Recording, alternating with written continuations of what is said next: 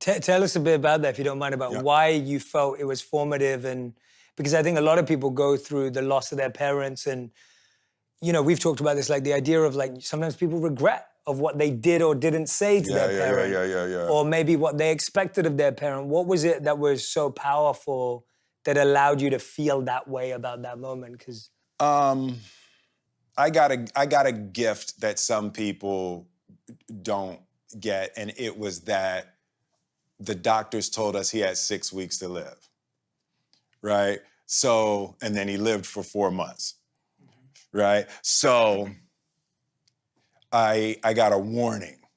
So most people don't get a warning. You just get the call one day, and you just didn't get a chance. Um, and when I found out that he was dying, um, it just, by the grace of God, was in the middle of the shooting. I was doing a movie called Collateral Beauty, and it was about a guy dealing with the death of his daughter. So I was into the Tibetan book of living and dying, and reading all the, was it Elizabeth Kubler, just reading all this stuff about death. So I've been programmed for 6 months, and I had read and studied all these books about death and grief and dying, and then I get the message, and I was like, I sat down with my father, and of course, I had all of my traumas and all of my issues and everything with him, but I had also I've 6 months of programming of all of the things that you're supposed to do, to prepare yourself for the death of a loved one. And so I sat with him, and we talked about everything. So I said everything that I wanted to say, and we got to those 6 weeks.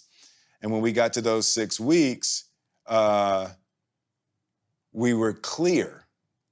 But then he lived for another 3 months. So what happened was every meeting, every time I saw him, I was flying back to LA, but every time I saw him, was like, oh, thank God. yeah, And then every time we said goodbye, we made sure we said a good, thorough, full goodbye, because we knew at any moment it could actually be the last goodbye, right? But the lesson was, it's always like that. When we say goodbye, we can't know if this is the last time we will ever see. You should never greet someone casually or say goodbye to someone casually. And that lesson came from that experience. Every moment was so rich. Every time we saw each other, and every time we said goodbye, we made sure it was a good, thorough, full goodbye. But that's how you're supposed to live every day anyway. Every time you leave your house could be the last time.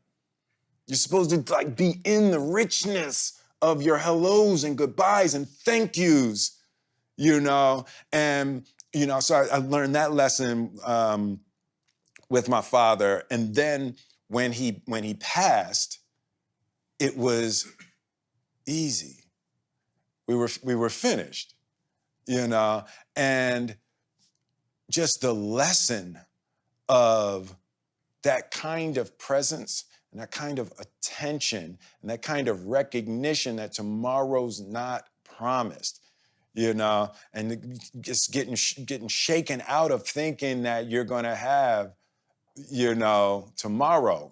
Anybody who hasn't spoken to their parents or their brother or their cousin that they had a thing with or their ex and they don't talk anymore, call them right now. You just don't think you're going to have a chance to call them to tomorrow or next week. And it's like that opportunity with my father changed every relationship in my life. I've cleaned all of the relationships in my life to no regret. I do not want someone to be gone and I wish I had and wish I could have. And I'm not doing that in my life. that's beautiful, man. Thank you for sharing that. That's just hearing you say that. I think there's a lot of people who needed to hear that.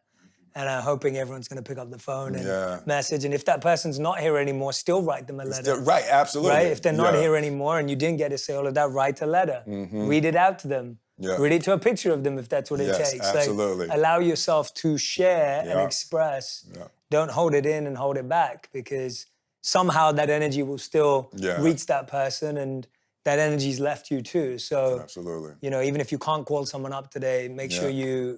you still follow the same practice, because it's just not, it's never worth it. It's never worth it. It's just never worth it. Never worth it.